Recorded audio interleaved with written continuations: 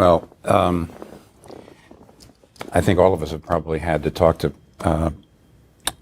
people who have come and talked about some moral failure on the part of some high-profile minister, because unfortunately, in every circle it happens, and in our circles it happens too.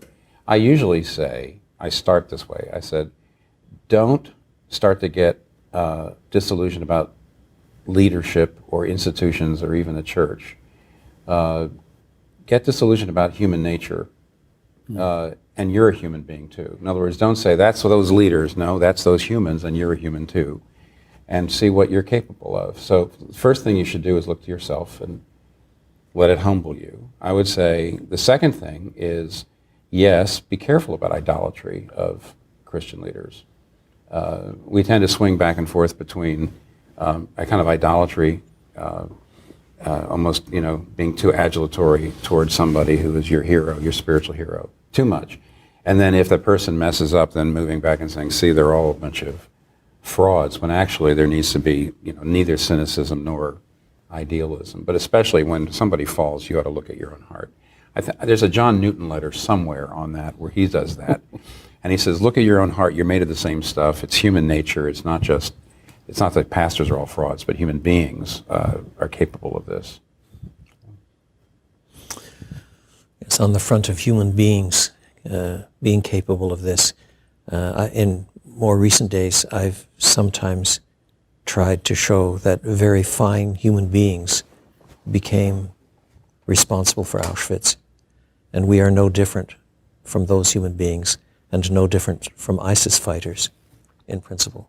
So that although we as Christians should always be horrified by sin, especially our own, we should never be surprised by it. That's a negative approach to begin with, but it just has to be said again and again and again. We have such light assessments in our culture about human evil that that has to be combated. But I also think that if we are thinking not only at the human level but at the church level, it's a great time to help a church through biblical understanding, biblical fidelity when it comes to the nature and practice of church discipline. To be able to discipline with outrage over the sin and tears over the fallen, and seeing the multiple goals of church discipline and why Christ wants a pure church and all the rest. I mean, it's for the instruction of the church. You can see God's hand of goodness even in all the evil in these things too. Yeah, it's important to say that. That's the hope factor for people who feel like there may be no future for the church. Yes. Day before yesterday, I was reading Psalm 105 and rehearses the history of Israel, and it says, God summoned a famine on the land, and he had sent Joseph. Yes. So how did he send him? He's a slave. He sent him through sin. Joseph might not have felt sent He didn't for feel most sent. of those years. He didn't feel sent any more than this church right now feels blessed. Yeah. Or sent. And so you got a famine, which is calamity, and you've got sold into slavery, which is corruption, and those two things is what a church feels like. A calamity has happened. This is a calamity. And it's ugly, it's corrupt, it's sinful, yuck. So if you read that text, God's in charge of both of them. And he's saving his people. He's bringing a Messiah into the world.